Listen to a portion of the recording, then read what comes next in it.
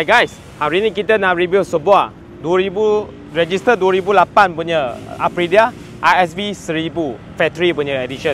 Ini motor full carbon factory edition. So dengan harga jualan kita dah offer 29,800 siap potong nama cash. Kalau loan minimum deposit 100, bulanan 500 lebih selama 7 tahun. Itu loan kredit boleh apply. Kalau you ada credit card, boleh bayar guna credit card, buat EPP zero interest installment. Dengan bank korang pun boleh up to 60 bulan 5 tahun. So boleh PM kita untuk dia punya TNC. Alright, kalau cash pun boleh, loan pun boleh. Kalau cash 29,800 siap potong nama. Cash tu dalam setengah jam boleh keluar motor.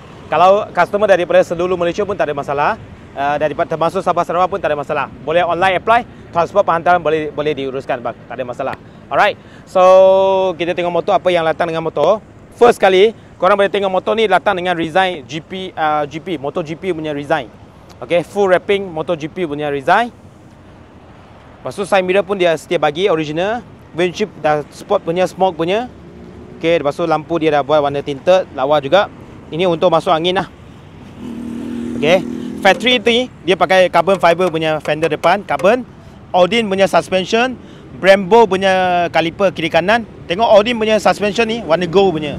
Okay, so rim depan pun force rim, Itali punya force rim. Okay, factory punya memang asal dia datang force rim, factory punya.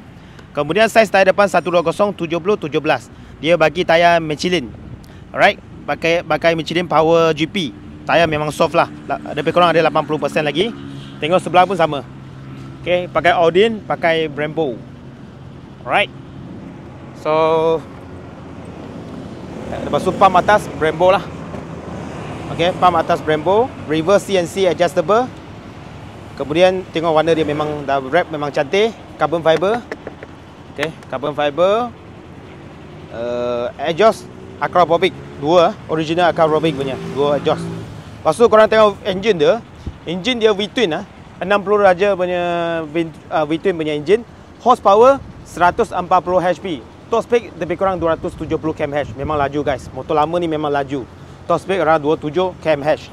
Seat height dia 810 mm. Tangki dia 18 liter. Tayar belakang pun sama, pakai Power GP punya tayar 1955/17 Michelin. Masih ada 85% lagi. So rim pun belakang pun sama, force rim lah. So exhaust Acra. Harga pun carbon fiber. Ini pun fiber, carbon fiber. Yang inner ni pun carbon fiber. Okay, tengok parameter pula. Okay, motor ni memang motor legend. Okay, adjustable punya suspension. Clutch pun pakai clutch pump. So mileage 59,000. Alright, Aprilia Racing. So guys, kalau untuk nak collection, untuk nak pakai, nak simpan, memang sesuai lah. So Aprilia RSV 1000 Factory Brembo Audin Edition. So register tahun 2008.